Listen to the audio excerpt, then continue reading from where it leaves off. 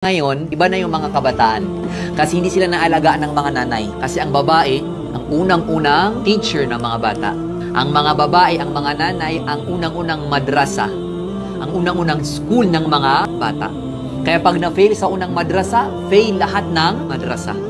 Kaya nga, kahit pa kagano kagaling yung school, madrasa, pero kapag yung mga nanay, narinig sa bahay, Mia, yung mga maranawa, Tayni, Mia, kahit ipagbawal pa ng ustad, bawal magmura, bawal yung mga ganyan, pero pag dumating ng bahay, narinig sina, Mia, kaya magtataka yung ustad, paano ka natutong magmura? Wala naman nagmumura sa madrasa. Sa school, alamin mo, yung bahay nila, mga tao doon nagmumura. So, fail yung unang-unang madrasa.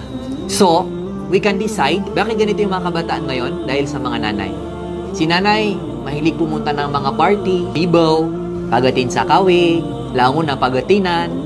So mga watayan, nasusulay matauron. Alam kung sino yung nakipaghihiwalay, alam kung sino yung nakapag-asawa, pero yung mga anak na hindi niya alam. Anong nangyayari sa kanila? Yung mga kapitbahay natin, alam mo ba?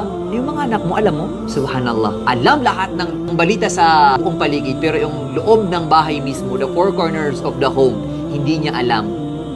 Subhanallah.